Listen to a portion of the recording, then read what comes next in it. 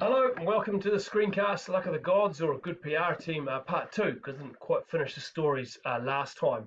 Look, I just want to go back to a couple of those stories about Alexander. This one here I quite like. The army's going around the coast trying to get around the southern part of Asia Minor there, and there's a storm and the sea has been blowing against them and there's not much of a beach for them to make their way around.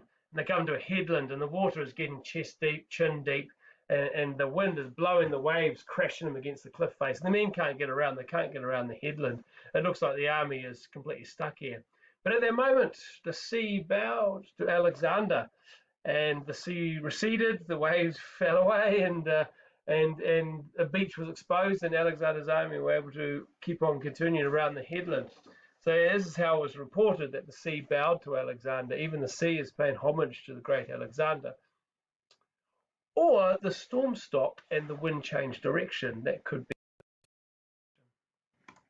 This one's cool though. The geyser that shot up the hot steam, and that Alexander's feet crashed a bronze tablet on the geyser that said the Greeks will destroy Persia.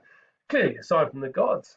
Or because the geyser would have been a place of worship, a place to sacrifice and pay homage to the gods, people would actually write their prayers on bronze tablets.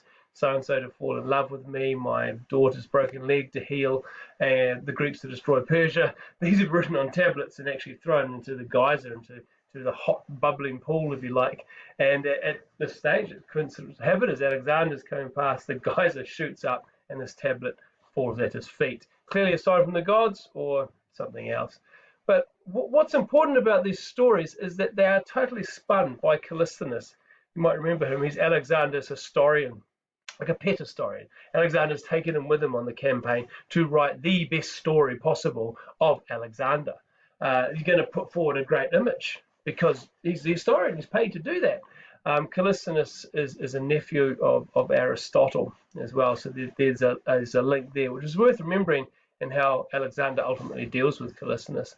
But so that's Callisthenes' job, is to basically put political spin on everything, to make everything really cool. Alexander, to have him in this great light. He's myth making, essentially, is another way to look at it. Doing a lot better than Trump's spin doctors, by the way. But what this does mean is that bad news is also swept under the carpet, or it's spun somehow to be good news. And we see quite a few examples of this. And one that's really interesting is concerning the Persian Navy. The Persian Navy, many times bigger than Alexander's Navy, or it's actually mainly the Athenian Navy. And the Persian Navy is a huge concern for Alexander because they control the Eastern Mediterranean here. There's no way Alexander can move further into the empire while the Persian Navy control the seas. The Persians control all these ports and they control the seas. How's Alexander going to get supplies with the Persian Navy dominating there? How's Alexander's navy going to get through? The Persian navy would absolutely massacre him. So what is he to do? And he actually turns to Aristander, who is his prophet or his seer, someone who can see the future. And he turns to him to say, do something. You know the future. You need to find something. And at that point, they saw an eagle, and they were on a boat, not the eagle.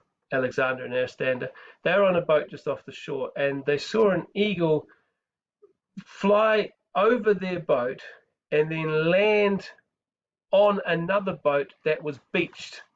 Okay, so the other boat is up on the shore, and this eagle lands on it. And an eagle is from Zeus, and surely that must be a sign from the gods. Like, what does that mean? That must be a sign from Zeus as to what to do. And so this is how it's spun. Actually, I might go back to this. So this is how it's spun, is that what the eagle is showing Alexander, what Zeus is showing Alexander, is that he will be victorious on land because the eagle went over their boat and perched on another boat which was on the land. And so Aristander is saying the eagle is showing, Zeus is showing us that you will be victorious on land. How is this spun? I mean, that's clearly you're still going to lose to the Persian Navy. How is this spun? Well, Arrian picks it up. He says Alexander now decided to disband his fleet, to do away with his navy. He had not at that moment the money for maintaining it.